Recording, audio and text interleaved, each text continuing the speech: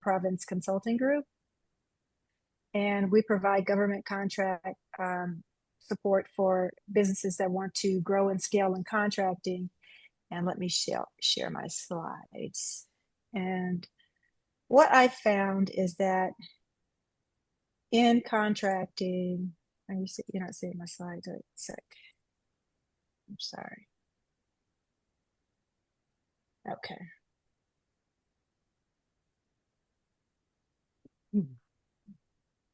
Okay. Seeing the slides, everyone?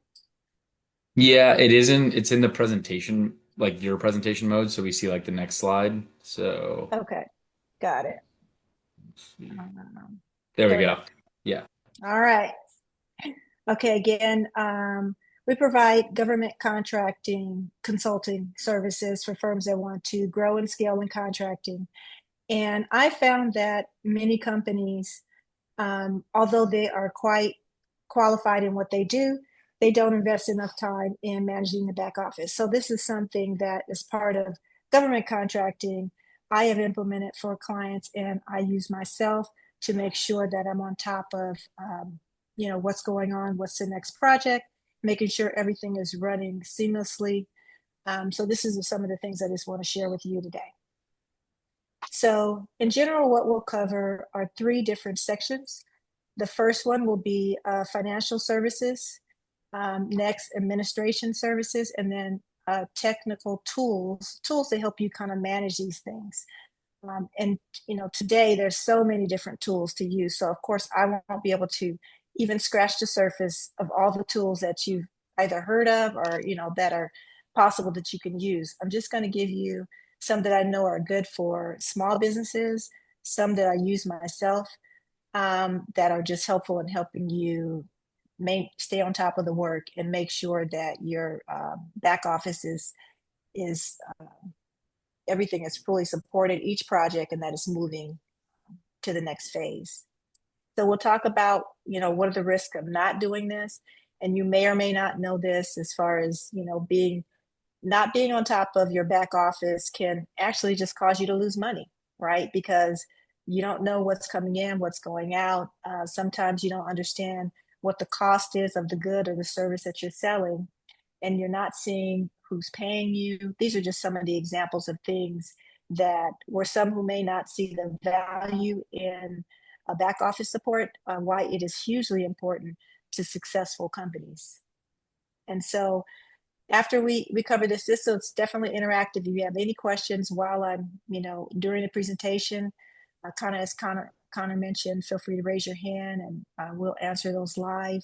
And then we'll also have a Q&A at the end. So I found that successful businesses are built on systems, right? So long-term success. So there are companies that have some success initially or for a period of time they can coast, but there has to be some type of system put in place, some type of processes. And so what I'm sharing here is a little graphic I put together of some different business books. I'm sure you've seen a ton of different business books. However, my favorite business book it's an old school one, The E-Myth, if you haven't heard of it, by Michael Gerber.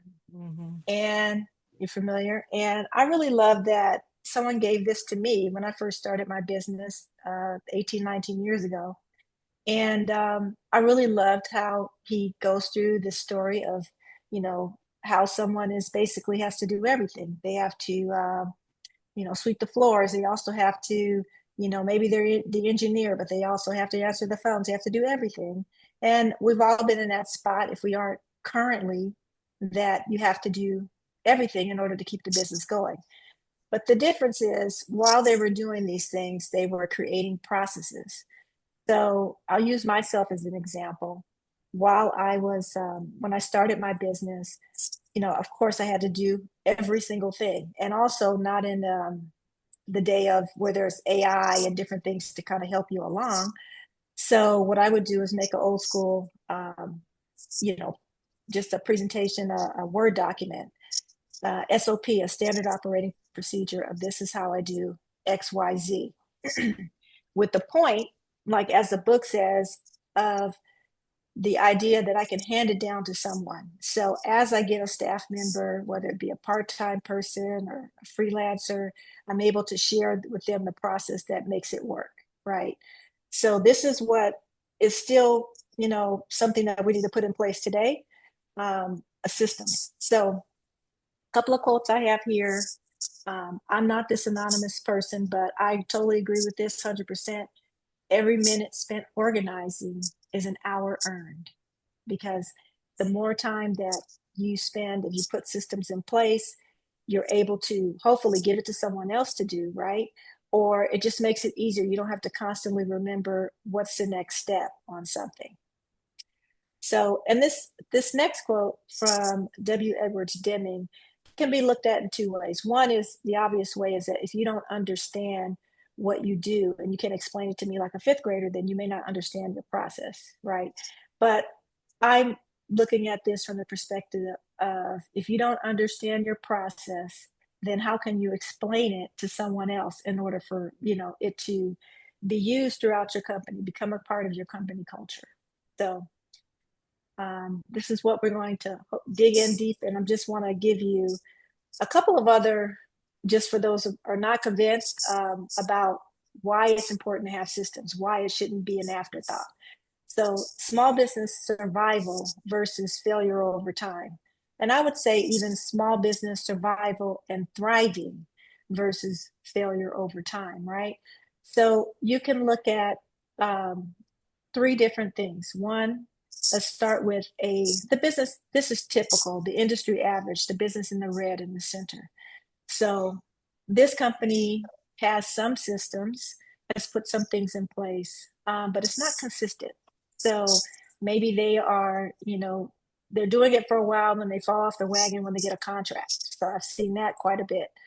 They're busy, working on the work, and then they're not looking forward to what's next, which is also a part of business development and contracting, is making sure you're looking forward to what's next.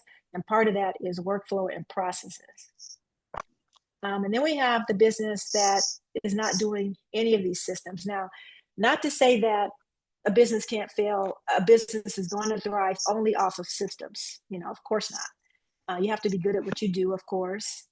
And then the other thing is that, there are things that just out of our control, could be, access to capital or other things that are just out of our control.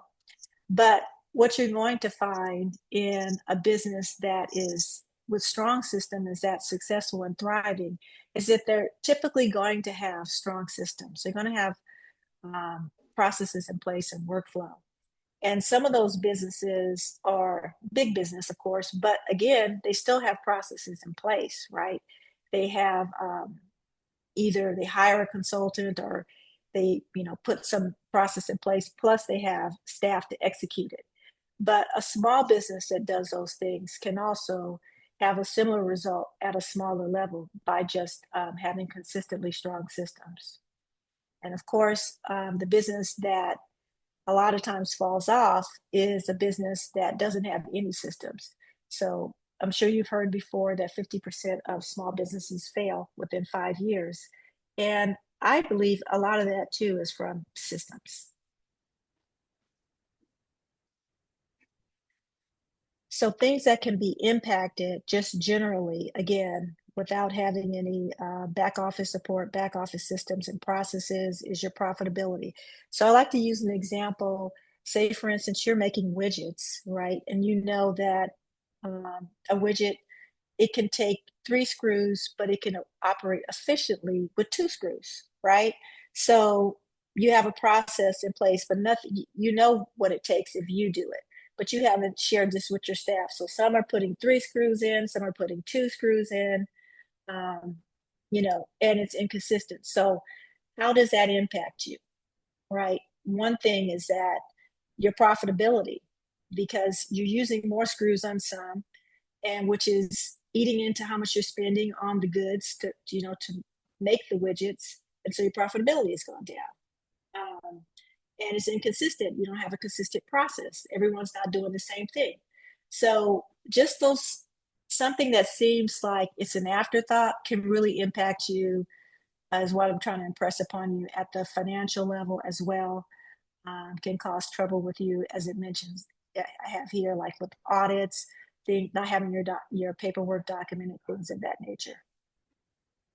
So, regardless of company size, kind of like what I showed on the prior slide, workflow is king. Having a good, solid workflow based on solid processes. So the first thing we're going to cover, now we're going to get into it really, are financial systems.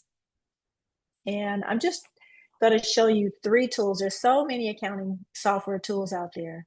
So by show of hands, is everyone using some type of accounting software?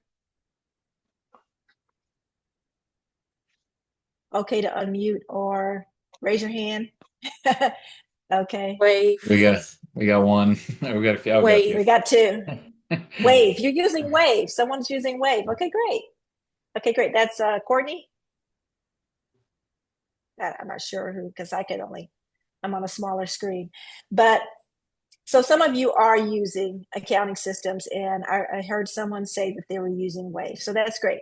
This is a simpler system, just to make sure that your accounting's, everything is being tracked. You have somewhere that you can invoice from, is tracking, what's coming in, what's going out, also a follow-up. So these things are great. Especially what I like about like a system like Wave is that it's free. So I'm always encouraging clients to, if they, aren't able to afford some of the more expensive tools, and sometimes they're just not needed, um, start with something that's free. There's a lot of things that they have free forever. Not a lot, but there's a good portion that they have free forever. So find a tool like that you can start with, and then you can kind of grow as you need to, as you expand to something with a few more features. So Zoho is another one. Zoho also has like a CRM, customer relationship management system also built in. So that's for smaller growing. That has a free version, but then they have a low cost, of course, with more features. I'm sure you see that all the time where these different softwares have a free version, or they have something, but they're like, oh, you can't access that unless you pay this. So that's kind of like where you have to scale. You have to pay a little bit more as you get to a little more of a scaled product. And then QuickBooks, I'm sure you're all at least heard of. QuickBooks is quite one of the small business standards as far as accounting software. But they don't really have a free version. It's a paid version. You get a trial. So actually, what I have linked in here later in the slides is a test drive for those of you who want to test drive, QuickBooks. If you can either click on this link, or there's a link also in the back. So, and it'll just let you see, is this simple enough for me if I don't have a system, or I want to switch over to QuickBooks? Is it make sense for me to switch? It's something I can easily implement or not. So what you're looking at here is their sample test drive site. So, which will show you, what you need to know. What are the sales like? Are my sales, like in this case, they're showing the sales declining over the next month. It could be over the next several months, or for the next several months where it's been declining. So what's been changing there? Maybe it's, maybe it is what you're spending, what you're not spending enough time developing new business, or maybe it's just, it's a slow time for your business, but you're basically reminded, right, in a snapshot that my sales are declining. Maybe there's something else that I need to do.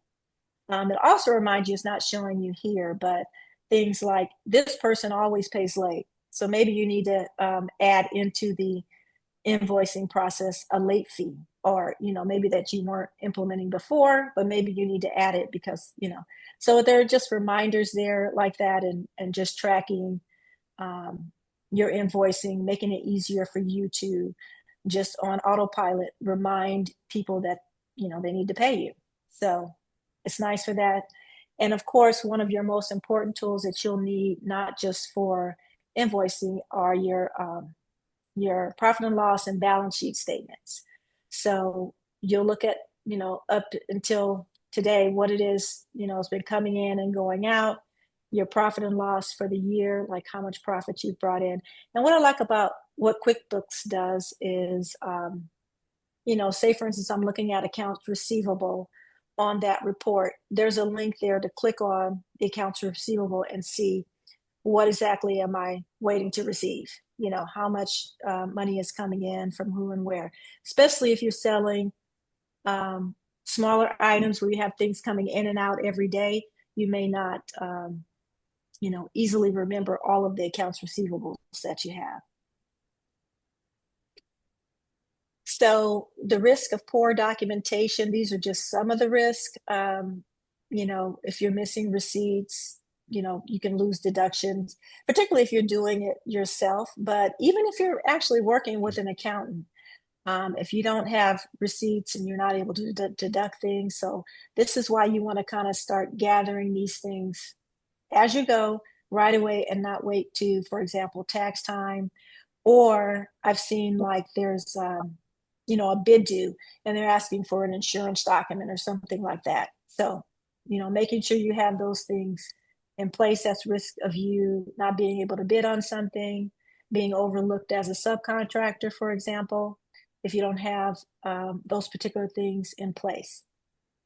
So, and of course, like for bonding, for those of you in construction that you need to, have your financials in order there. And so, making sure you have this all in the proper place, even if you're coming to someone to help you with it.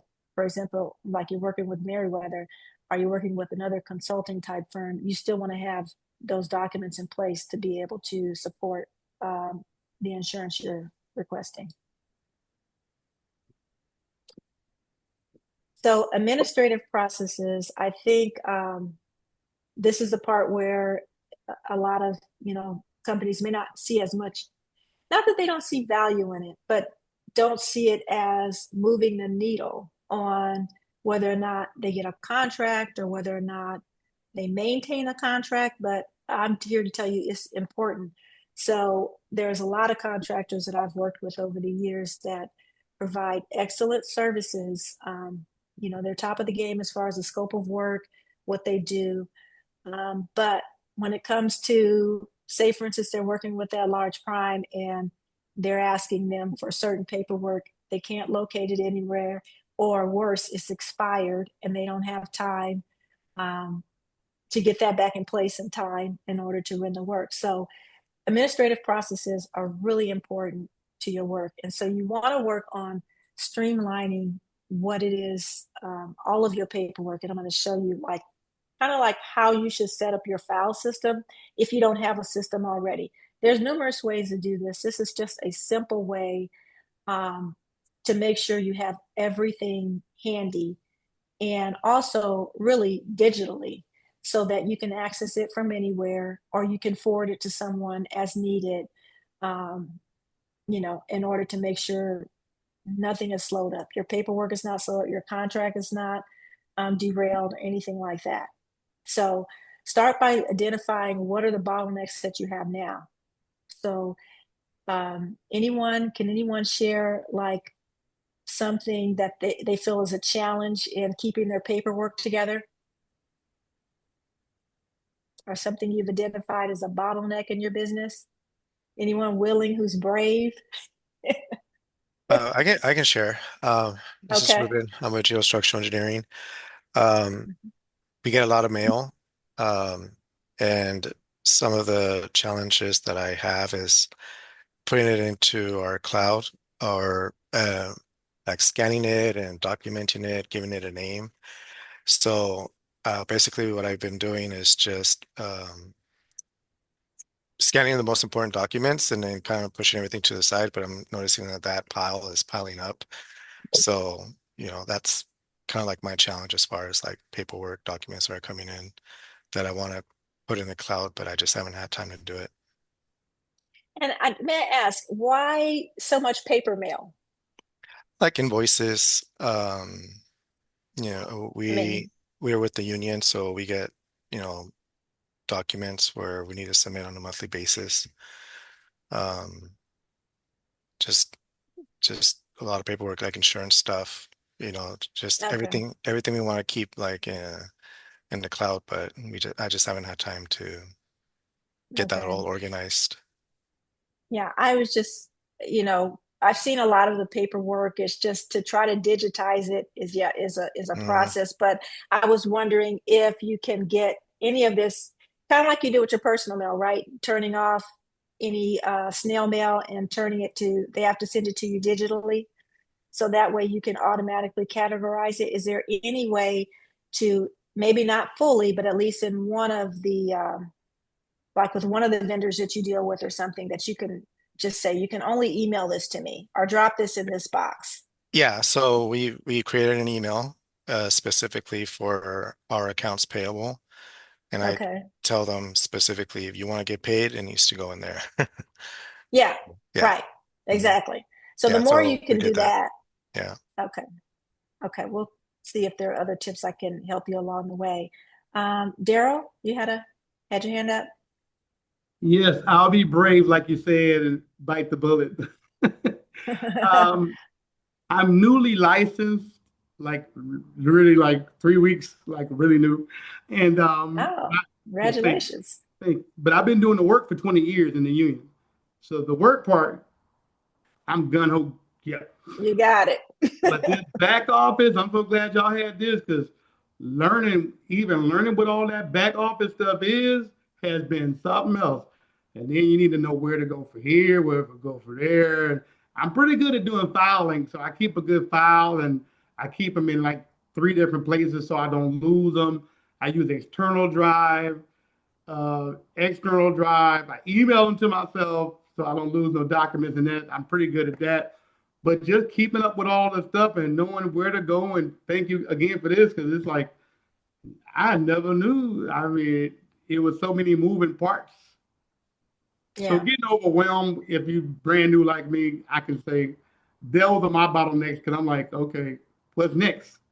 So I did join, like you said, Meriwether and Williams. So, I did join different things. I'm not trying to go it alone, but I have to, That's you good. know, just got to learn and stick it out and don't be afraid to ask for help, which I'm not afraid to ask for help or too embarrassed to ask. Only a fool don't ask a question, then you're in trouble because you didn't ask. So, yeah, but that's it. That's where What? my bottlenecks, that's where everything get piled up, the task. And I need to learn the Mm-hmm. steps because everything has a process, like you said, in a step. I need to know the Right. process, the steps, be patient, take a deep breath, and just, I mean, I even think of like, I mean, this is something simple like when I get my mail in, sometimes, like right now, I'm traveling. If I get my mail in and I just have a stack of mail, like instead of just like throwing it up on the desk, right?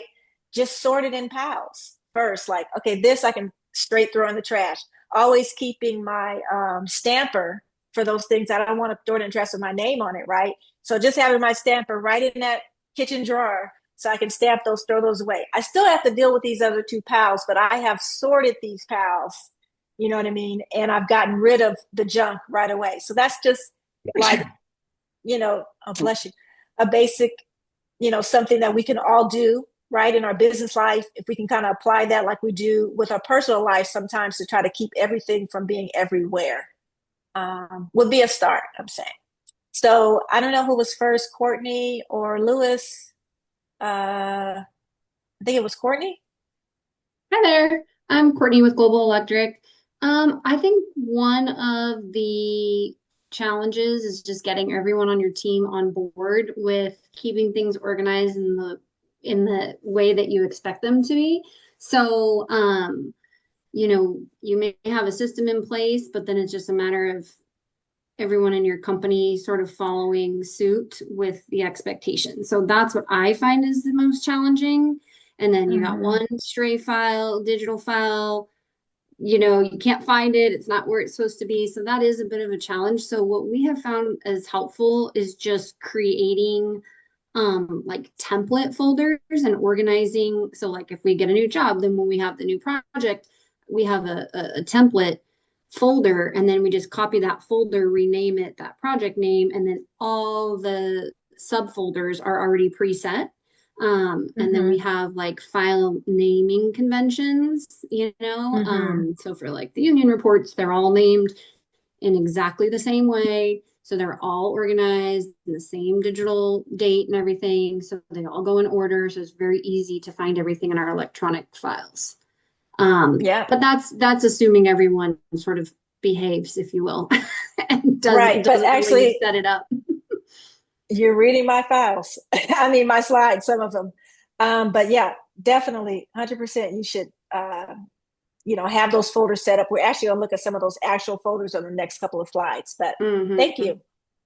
Yeah, for sure. Lewis.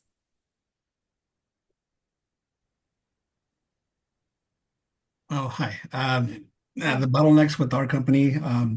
My name is Louis Lara with Terra Pacific Construction, and it's an underground utilities company.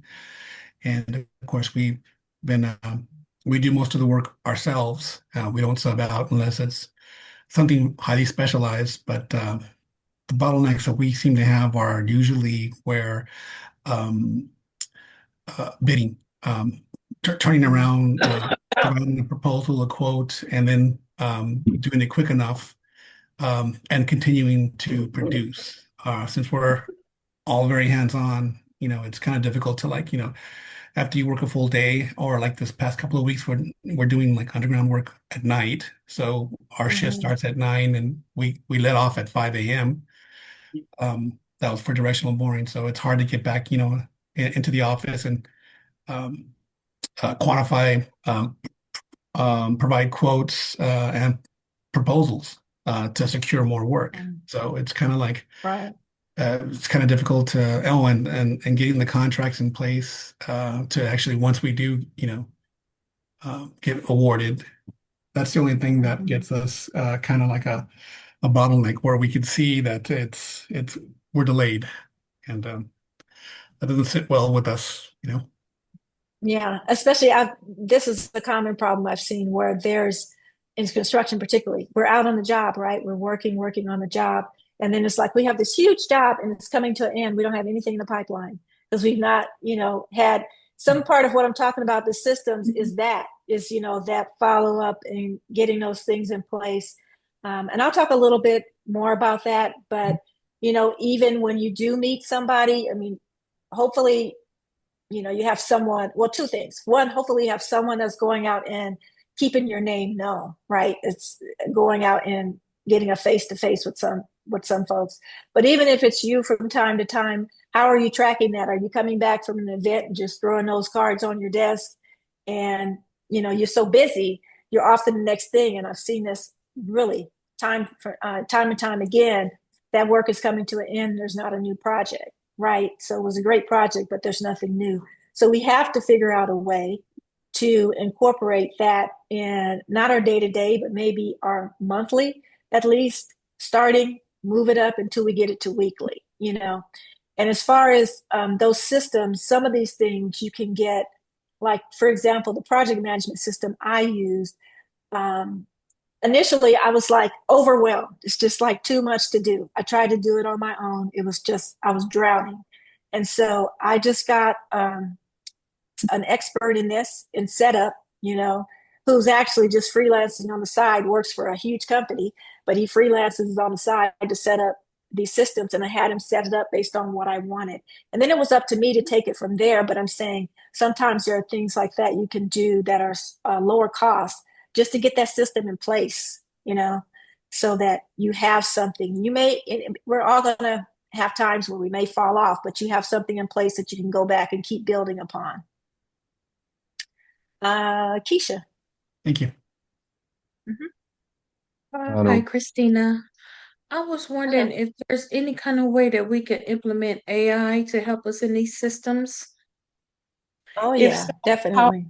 how can we, do you know which way, how can we implement it that can help Well, us? I mean, it depends on so what is it that your company does and what exactly do you want to be put in place? Well, we was talking about different things that you have to deal with when you have a back office.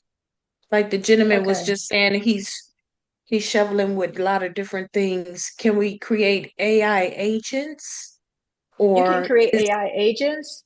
Okay. Yep, and also just getting the right tools, right? Because a lot of tools now have AI built into them, but you can also just use AI to ask.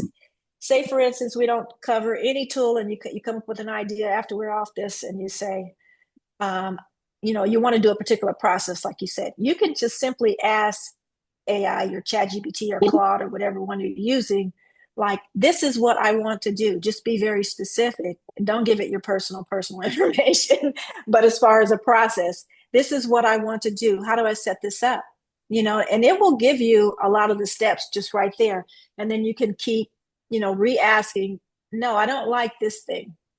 Make it, this. So I'm saying, we'll cover a lot of different tools that have AI built in, and you can always just create your own AI prompts and AI agents within, ChatGPT or Claude or whatever. But I'm just saying, from a simplistic level, what I've done, if I don't have an AI agent or I'm not sure what to ask, where to go to get this particular thing, I will ask AI that question, like that simple question to lead me to the right tool.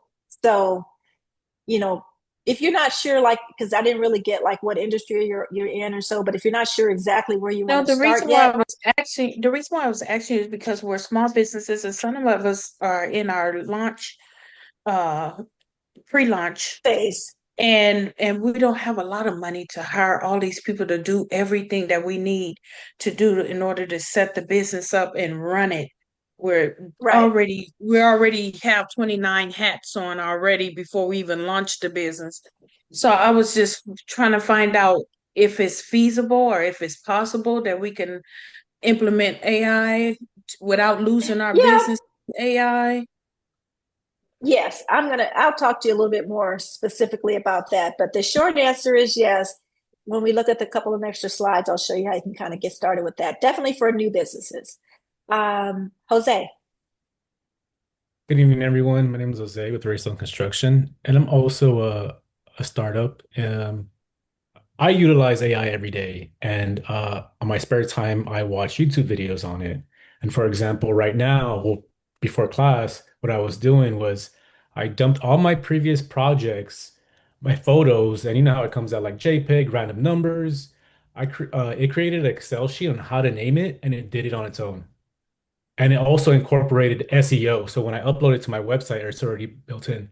So that's one example of it. Another example is I built my website A with good it. one. Another one, I built my branding with it. So there is ways to do it. You just need to Yeah.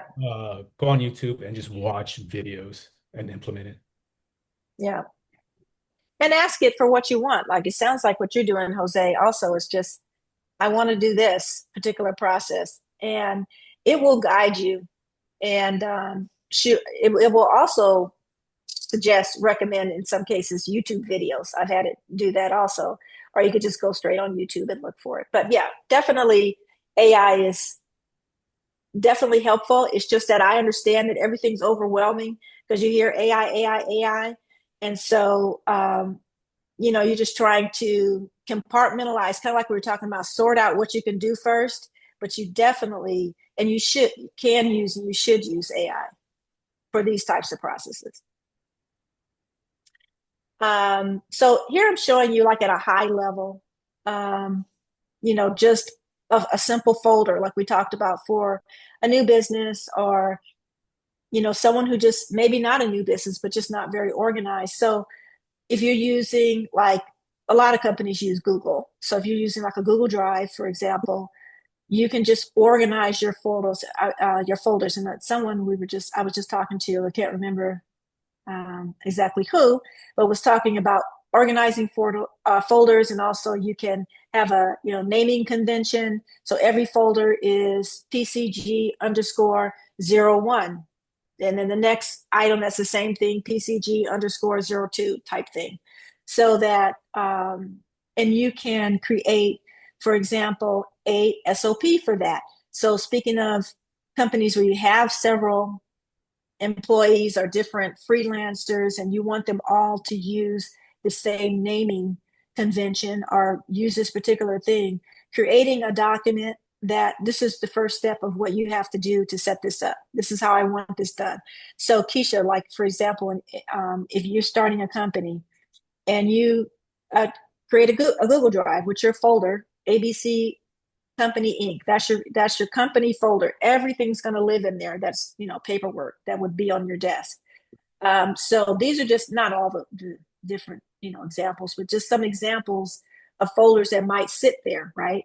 You have accounting, you might have client. In your clients folder, of course, you're going to have subfolders. I have, PCG as a client. I have Jack Smith as a client, and all of their files within their folders, and so on and so forth.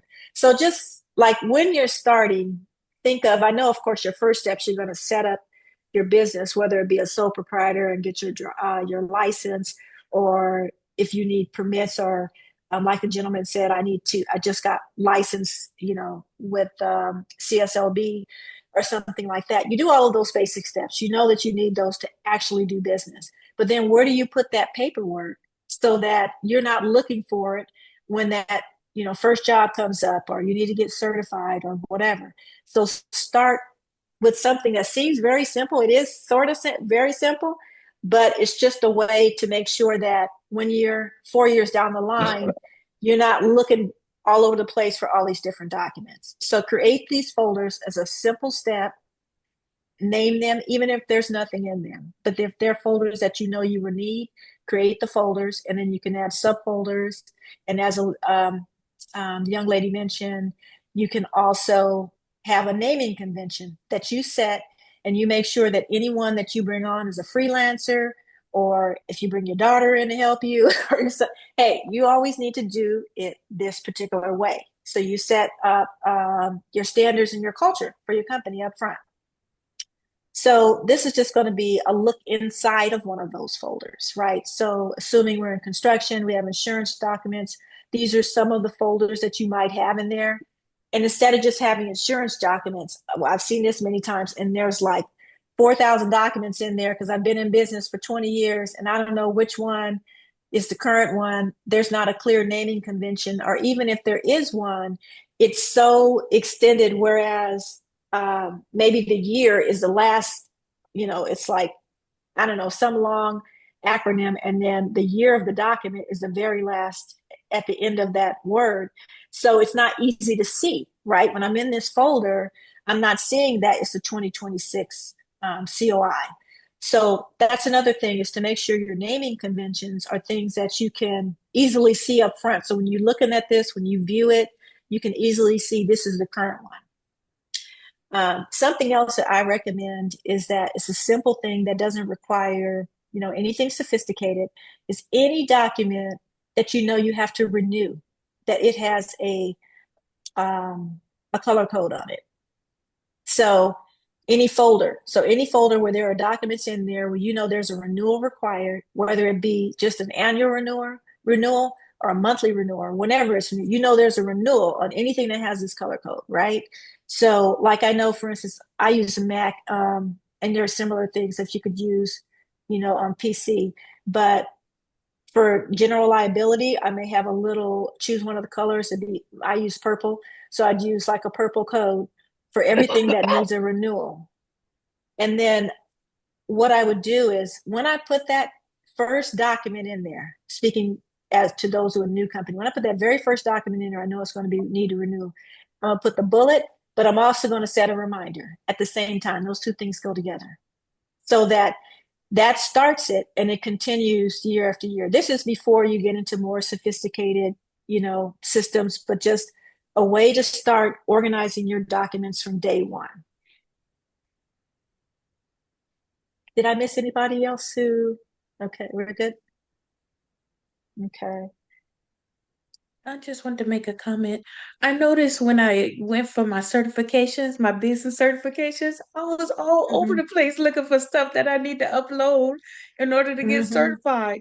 So I Yeah. realized that, oh my God, I'm going to have to find some type of way to where I can be a little bit more organized when I file for certifications, business certifications, in order to get my business certified.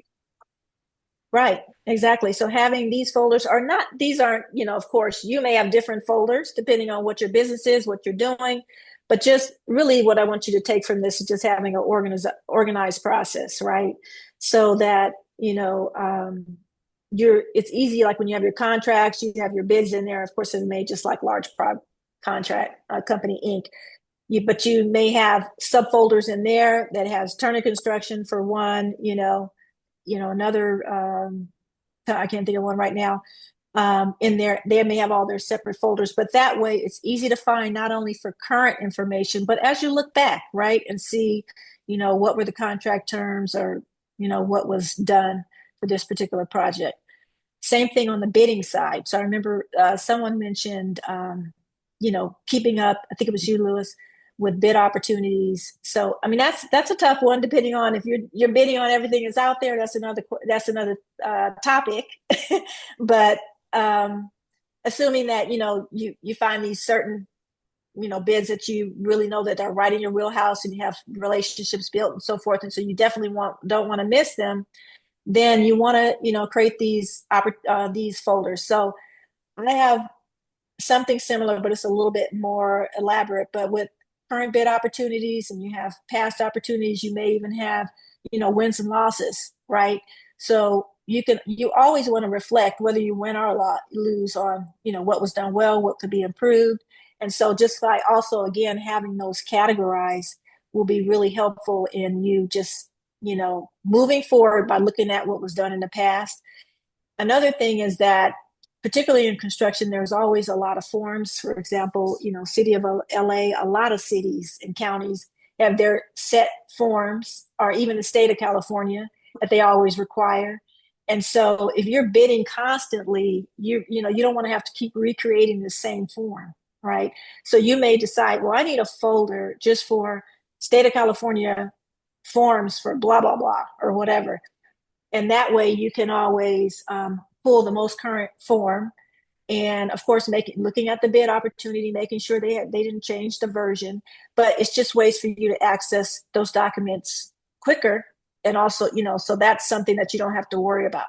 Because even though that's not, a response to the scope per se, it is part of whether or not you win or lose, right? If you don't get those forms in, if it's a lot of time and you missed a deadline because you're trying to recreate them. So these are all other reasons why I say it's important to just, organize your documents. Okay. And so I kind of already, we've all talked about a lot of the things that are here. But just to recap on that, having a dedicated folder, digital is preferred. I would try as much as possible to get, I know that, like for instance, the government, they're going to send you everything digitally. I would try to get anyone else, if they're going to send it to you digitally, anyone else can do that. And when they send it to you digitally, you can also, as someone mentioned, create like an email where it automatically forwards it to a particular, box. So some things are depending on what you're willing to spend, Yeah. right? What you're able to spend. You gotta, So, Order, that's kind of like what I try to do on my, contact or change orders Right. per minute. okay, somebody's sharing. Yeah. Just remember to raise your hand if you want to share, or put it in the chat. That's okay. It was right on topic. So yeah, there are things where you can definitely have it forwarded, which is great. The more you can do that, the more you can leverage. But I always try to your point, I think it was Keisha that said, recommend even to clients that can't afford, if they want to, if there's free option, go to the free option, or if there's a free for a while, because you will find that, as we all do, I'm sure in our personal life, they have ads on this on TV all the time, right? About so many subscriptions. You didn't even know you had, $400 a month in subscriptions on blah, blah, blah. So the more that you can leverage free, AI where you can, or tools that are free or low cost, the better. So, and sometimes what they do is leave out certain features. It's kind of like how they have that big parking lot, and then they cut out a piece. It's the same parking lot, and say you have to pay $12, to park here. It's the same thing. They'll have this thing, but if you want this little tiny tweak, you need to pay for it. So sometimes there are some workarounds there, but there are free tools that you can use that are free forever. And we'll talk a little bit about those too. So one thing I wanted to say also about bidding, for someone that mentioned RFPs. So a simple thing that you can create that's free, and I don't know if you're using something like this or not, is if you have a Google spreadsheet and set up those columns based on what bids always ask for. I don't know where I heard my echo, but so for example, I'm not looking at one, I'm just visualizing it right now. But of course, we have the name, we have the due date, we have the scope of work, we have any, I don't know, special requirements like, or is there a small business preference or something like that? Anything that we can just pull out, these top 10 things that will make this a bid, no bid decision, right? So you can create an agent for that, to create that for you, to tell you what are exactly these things. And you can give, for instance, a simple way is you can take an RFP that is very typical for you. Now, this is not, of course, this is just a typical RFP. If you're, say, for instance, you're always bidding with the city of LA and you're always bidding, I don't know, on concrete pouring or something like that. So you take one of those bids from the city of LA, you put it in AI and ask it to pull out the sections that will help you make a bid decision, right? What is it that I need to know about this RFP to get those titles, those sections? Now take those titles and put them on a Google spreadsheet. So every time you get a bid in, you can quickly look, you can put the bid in there. If you have some admin or something, that would be great, that can actually put those things onto the spreadsheet. And so all of this you're doing is looking, no, we don't want to bid on that. Yes, we want to bid, submit a question on this, that type of thing. It's not, bidding is time intensive, but it's just a way to try to eliminate some of the noise if you're receiving, just bid after bid after bid, and you're not sure if you can qualify or if you really want to bid on something. So there's so many different ways, but that was just one thing I was thinking of on bid opportunities that come up. So just making sure that, you keep everything organized. We've already been talking about that. Keep things separate too, because sometimes I see companies, commingle their business and their personal, and make sure that, this is also part of having that accounting system too, keeping things separate, but not just from a financial services perspective, but just in general. Keep your personal expenses separate from your business. All of these things will make, life easier for you in the end. It may seem easy right now to just, I don't know, buy that coat from your business account or whatever. But, when it comes down to balancing your QuickBooks or, your accounting, whatever tool you're using, causes more trouble than it's worth sometimes, depending on what it is. I'm always going to, encourage you to, again, keep everything digital and keep it something that can be an app on your phone. So no matter what you need, you always have it, right? You not necessarily want to look at it on your phone all the time, but there may be something that you just need. You're out on vacation and you need to submit a document. By having everything in your folders, for example, if you're using Google Drive or if you're using Dropbox, by having everything in your folders and you know what the folders are, you can always find it and submit it off no matter where you are. You're about to go into surgery, you can do it. I mean, I'm just like, it's just always available. So make sure that you keep your records. Of course, a minimum of 7 years is when it comes to taxes, especially tax documents. Okay, so let's talk about some of the tools we kind of like talked about a little bit. Again, these won't be all the tools. I'm sure anyone who has other tools that they found that work really well for them, feel free to raise your hand and chime in. So one thing I'm going to say here is I recommend that you get some type of project management system. And I know it seems overwhelming. I didn't have one in the beginning, but back then, if I had known some of the things I knew now, I probably would have, had one right away. Because there's so many now. Also, there's so many more beginners. Yes, I'm here. No worries. Are you available or? Can you mute, please? Thank you. So there's so many beginner systems now, like that aren't really, I mean, they're project management, but they're not difficult to use. Like when you think of a full project management, robust system. So these are just a few. I'm sure if anyone has something else they're using, feel free to, chime in, let me know. For these beginner systems, I like, the things of, first of all, project management, keeping everything mostly in one ecosystem. If it's not actually in this ecosystem, it's tied to it, right? So if I'm using Dropbox, my Dropbox is connected here.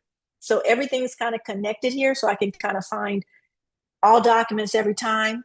You know, everything here I can access from here. I can also use this, for example, to connect with clients. So if a client is if I have a client I'm working on a project with, so one way I would use it if I was writing a proposal for a client, we have a board. I actually use Monday, but depending on what system you're using, but we'll have a board, and it may have that. It will have that RFP, all the details. It'll have the forms broken out, what documents I need from them, and it will send reminders to them like, hey, we need this by this date.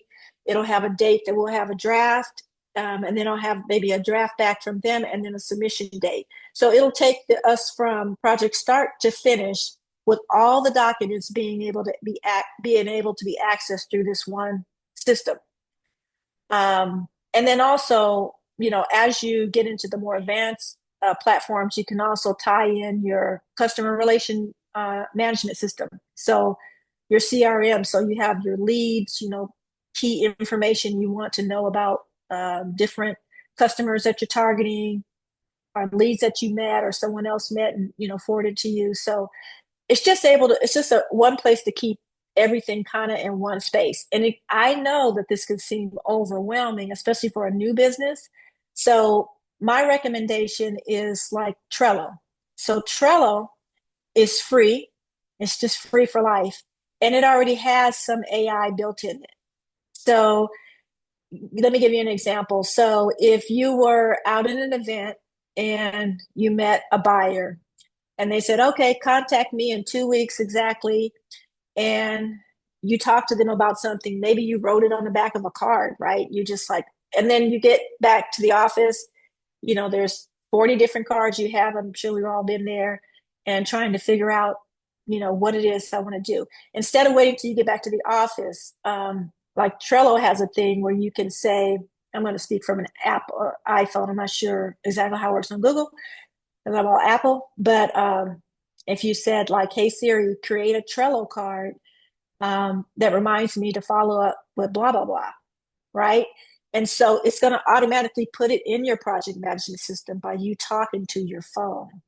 So that's a simple way to start creating a follow-up system for, like, people who, when you're out and it's hard to organize all these different people, paper and business cards. And I do understand there are digital cards as well, but this keeps it all in your one platform, right? So you can even take a picture of the card and add that to the board also. If you just feel like, I just want to put a picture of this card in the board, and then add a reminder for XYZ date. So I think that's a simple system, and it's also free. It gives you a visualization of each project. So each project is considered a card. And so you're going to ask Trello, for example, to create a card. Now, relating to RFPs. So say, for instance, you get an RFP in your email and you want to respond to that one, and you can forward it, as someone mentioned, by the email that they give you. But again, this is a free feature on here. Some of these things are paid, but this one's free. And you can have the email forwarded to Trello, your Trello email, forward it there. And then it'll create all the due dates and give you the key information you need to know about that RFP and remind you about it. So again, it gets into your ecosystem. You have the key information bubbled up top of what you need to know when it's due. So it's another way to just start to become organized before you've gotten everything together. You can just start with simple steps by, creating these small systems. So, I have, I don't know if it's the next slide, where you can click on the link and try to, play with them and see which one you think's work for you. But yeah, it's going to take a little time in the beginning to figure out what works best for you. So I mentioned in the beginning, like when I decided I was going to use Monday, it was overwhelming. It was just too many things. And I just felt like I was drowning in all the things to do. And so, like I said, another idea is this. I just hired a freelancer who was a Monday expert, and I was just able to, just like I'm doing with AI. So now AI may be able to do some of this, but this was kind of before that really was really as popular. Ask it to create, you know, Monday, set it up the systems the way I wanted it set up. I knew what I wanted, what I needed it to remind me of. I knew what I wanted it to be able to track and what I needed it to connect to as far as outside apps that I wanted to connect to. So I just had someone do that for me, and then I just took it from there. So just an option if you feel like I'm not tech savvy, or even if AI tells me, because sometimes I also spend a lot of time, developing prompts through AI. And sometimes it really, like with everything they say, you have to be careful because sometimes it'll give you wrong information. And I've seen it definitely give me, wrong information. So you have to also have the patience to continue to, work with something they may give you that's really basic, but not what you want. Go back and ask, how you want it. Tell it exactly how you want it set up. No, I don't want this particular thing. I want it to do X, Y, Z. And then also, to someone's point, it will also recommend, hey, this person's an expert. Here's a YouTube video to look at. Or you could just go out there and scan YouTube. But I like, personally, each one has a different preference. I like to do that because it kind of narrows down, the big world of YouTube, because there's so much out there to see. If I'm looking for a particular topic, if I'm looking for something really niche. So yes, and there's things like, so here I have it listed as automations on advanced platforms, but there's definitely automations as well on the beginner systems. So there are reminders for sure on, reminding you, like for example, I mentioned if you set up a card that says to remind you to call this particular person that I met, or remind you about this particular RFP. All of those things are also available on the beginner systems. I think Daryl had a question in the chat. He said, what was pay rate to get a good Monday.com expert? I don't know if that was specifically for you or for everybody.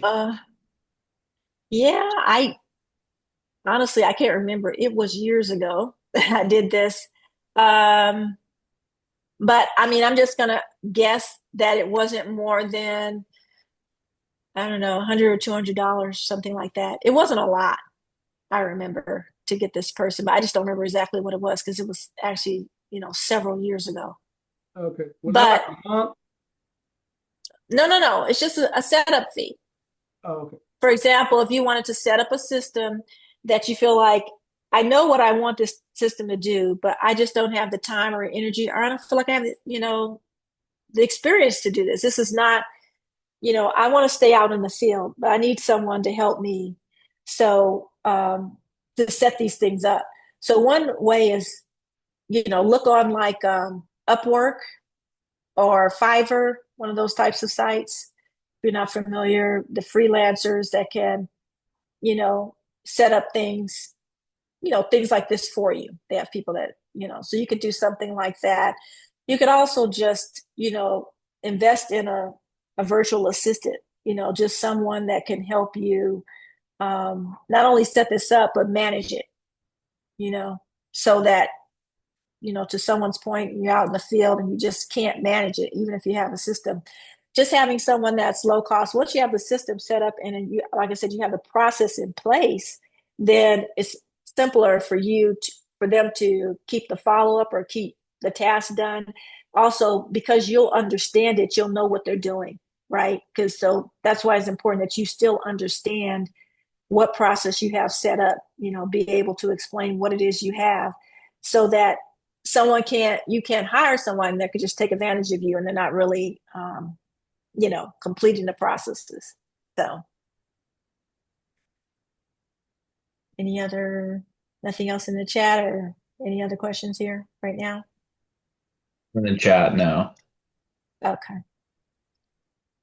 So these are just some resources. I know there's so many more resources out there, but these are just some that I talked about, some I didn't.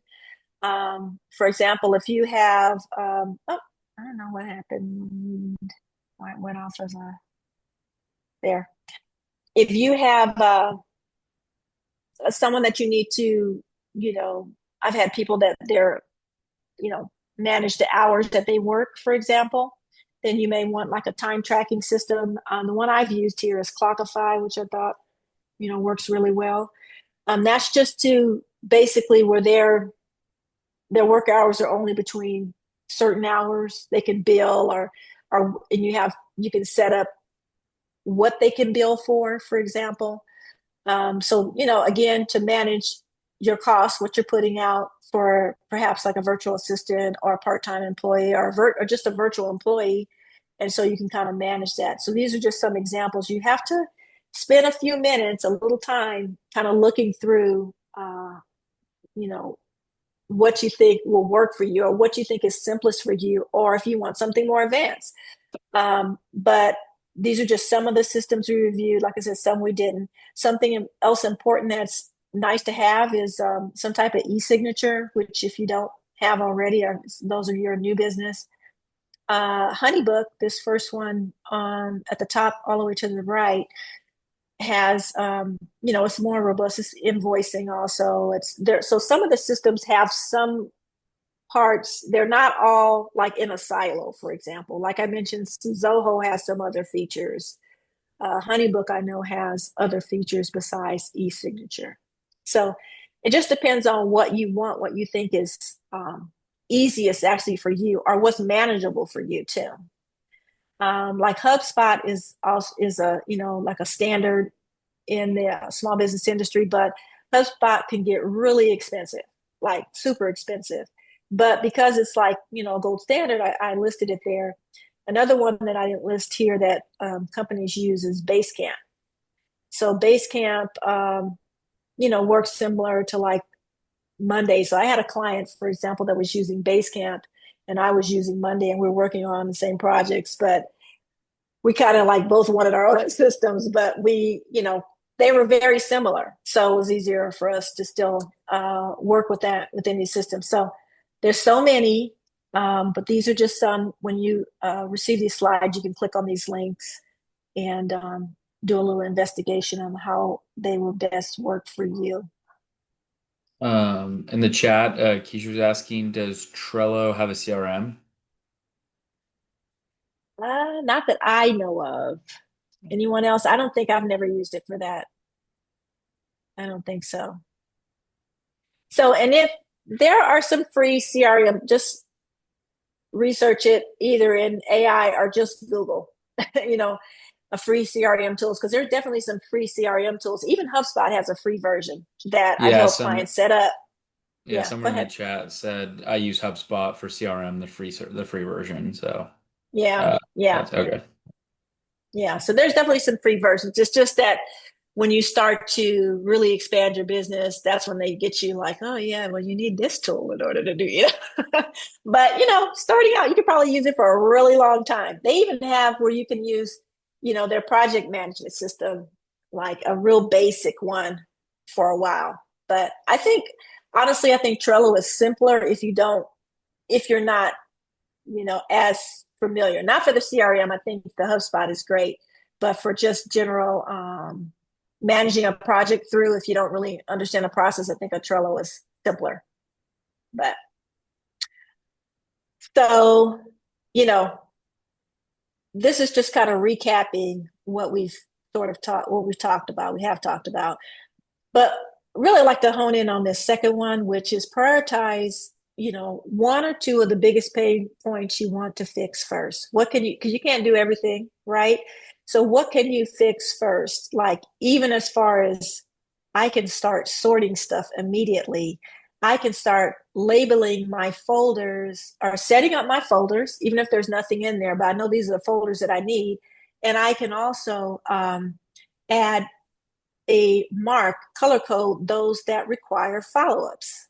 So even if I haven't actually set up the follow-ups, hopefully you can set those up right away. But even if I haven't, I know that anything that has this color code is going to require me to a renewal, not a follow-up. A renewal is going to require, this document is going to require renewal, because that's something that, I see gets, companies in trouble. If you start that right up front, then, you know what I mean? You can't lose track of a renewal date once you set it, because you just keep forwarding it each year like you do on a calendar, even if you don't have any other, project management system set up, or you don't have anything elaborate set up. You've at least, have some system to find your documents and a way to track when they're due. And, so you can renew them. And, everything else here is also still relevant, but that's just, one or two of the big pain points that you can fix first is always really high on my list. If you're currently using some systems, what's not working for you? Why aren't you using it? You set this up, maybe you signed up for something else. I use is Notion. So Notion I use for social media stuff, but people use it for different things but one time I was using it, then I wasn't using it. You know what I mean? So what is not working about this particular system? Is it, a good use of my time? Sometimes something's free, but it's still sucking up too much of your time. So, figure out the few tools that you need that work well for you, that you're going to use all the time, or someone in your company is going to use all the time. So hopefully, back to that initial business book, you will get to the point where you can pass this down. Someone sounds like somebody has a vacuum cleaner going or something. Yeah, Jonathan, Anyway, can you stay muted? So I kind of lost my train of thought, but you want to make sure, to the point, as you mentioned, with the book, that hopefully you're able to pass this down to someone else and get everyone on board early, right? Because this is the only thing, the very first person that came in to help you, I gave you this SOP. This is how it's supposed to be done. This is it. And so, and that person passed to the next person, so that you create your own system. Also important, schedule a weekly 30-minute admin block. 30 minutes is the minimum. If you could schedule an hour a week, I think, especially if you don't have any systems, that would be great. To just start getting those things in order, right? You have to set aside some time to actually do this, because if you try to fit it in, it may or may not get done.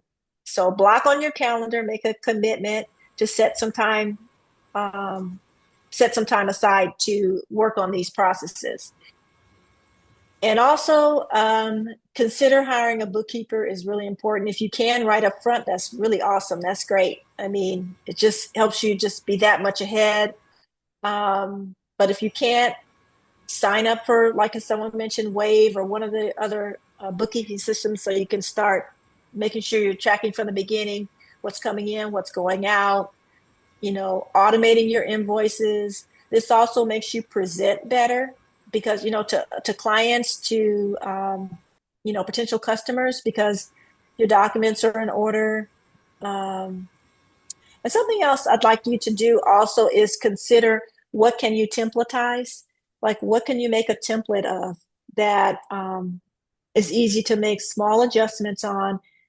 For instance, if a client always asks you for this particular thing, or those of you in construction, you may have this, but consider maybe when you're looking at what's working or not, your checklist of this, I'm going to go back to the concrete example, or did we, dot all our I's and cross all our T's for the project that we completed? And I've seen some companies do that really well, even with services, with, say, for instance, comes to mind like security guard services, just really having some really good SOPs for different levels of employees and what to hand off when this employee leaves and this employee comes on. So, consider, templatizing whatever you can. That also makes it, you have to reinvent the wheel every time someone asks you for something because you probably only sell so many different things, right? And so have those processes written down somewhere. Are those, um, services exactly what they are written down somewhere? Keisha in the chat said, "Can you please tell me why I would need an e-signature? What do I use it for?" Oh, so if you're emailing a customer who's going to buy something from you, an agreement, and you're saying, Yes. I agree to provide you XYZ service, they can sign and then you can sign and you guys have an executed agreement, versus old school where we used to meet in person and sign with the pen. It's just, it's much simpler, easier for them and for you. Can you And then use it again, at, can go it be ahead. used like a DocuSign? Is that what you're saying? It is. It's a Okay. DocuSign. That was one of the ones there. DocuSign, Adobe Sign, depending on what you want to use, the Honeybook. So, okay. So that would be if I do corporate gifts for a bank or for Sony, Fox Studios, if I do an agreement. If you do an agreement and Mhm. you want, yes, you want to show that there was a meeting of our minds. I agree to do this. It's really a contract, right? I have a contract with you that says I'm going to provide this scope of work. Well, most cases, not all cases. I'm going to provide this scope of work for this amount of money. And we Okay. both agree because we both signed the same document, right? Okay. Okay. So So I'm we not sure don't about need to, corporate gifts. so we don't Mhm. need to have that notarized. You don't. Mm-mm. Okay. Yeah.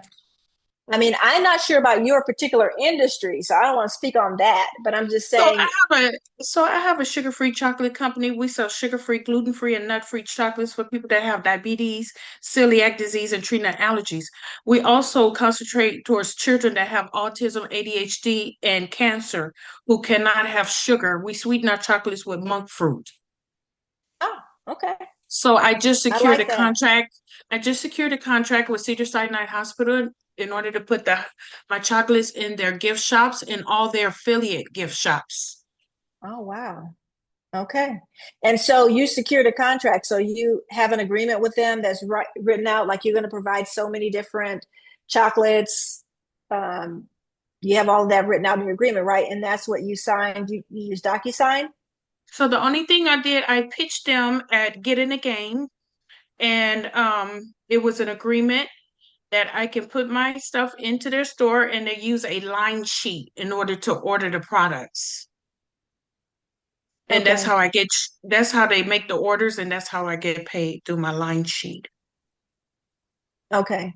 And your line sheet, is that digital? Is that, My line um, sheet, I can send it to him email and okay. he will order and then that's how he orders the products for the gift shop. He only use a Okay. line sheet only. Okay.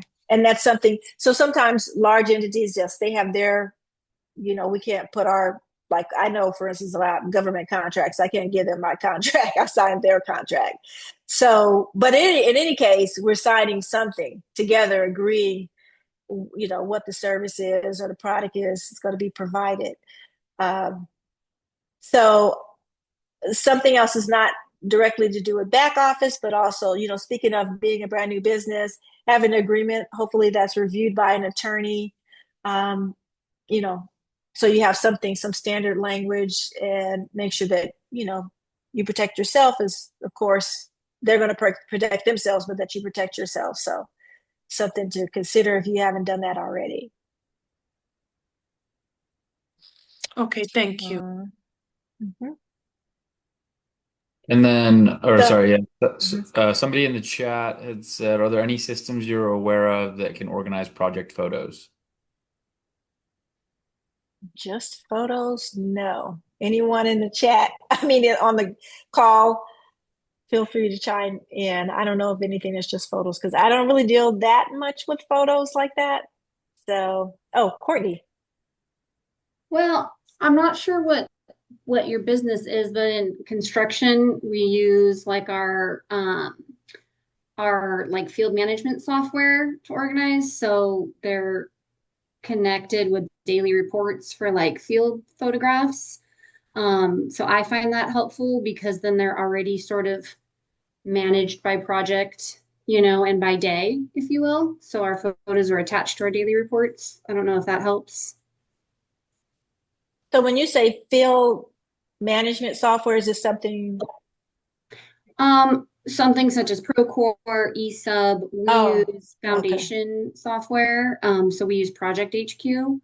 And it's a really Okay. easy way to you can just click through the photos, you can run a report, you can do a date range, it'll lump all your photos for a date range. So like let's say you want to save all the photos for all the work you did for the month, you can download it all as one big report with a description of the work that you performed and all the people who worked on who all your field crew were. So for construction, I would say something like that. I think that's a great way to keep all the photos.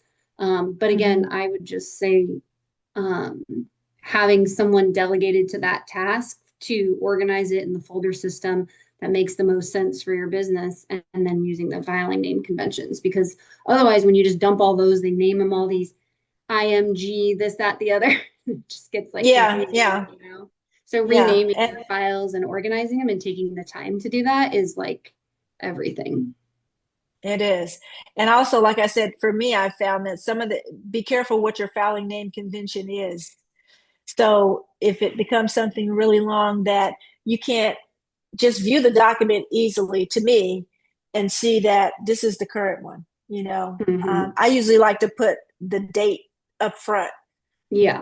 or at least so that The way, year, yeah. yeah, the Year, year or dot, month, dot, year, day. month, yeah, And then we do by depending on even, folder. yeah, even if I think we're saying the same thing, just making sure that it's easy to view quickly because I have some clients that have given me the full file after. And yes, they do have a filing name convention, but it's very difficult to decipher what's still the current document because it's so long. And I have to look at each document hover at least to see what each document is. So, just try to think about that like long term. When I have 50 documents in this folder, will it still be easy to see? you know, that's just something to think about. But otherwise, Courtney, I know mentioned for construction, but otherwise, I would just say, you know, really the more you can drag and drop anything into a folder, once you have those folders set up, that's the simplest way, right? So once you have those, I know I have a folder on my computer that's just, I don't know, I just named it a funny name like Oh Snap. And it's just got like all photos in there that I've named and under my naming convention, but I just drag them in that one folder. That folder's on my desktop, but you can have it inside your Dropbox, so your Google Drive or whatever, just to make sure that you keep them all together. But I don't know that there probably is something because there's something for everything, but not one that I know of just for folders like that. So mostly take away small habits today, prevent big problems tomorrow. So remember to get started on this if you haven't already, and see what's working and what's not. Hopefully, I gave you some tips to think about to make things simpler. And any other questions?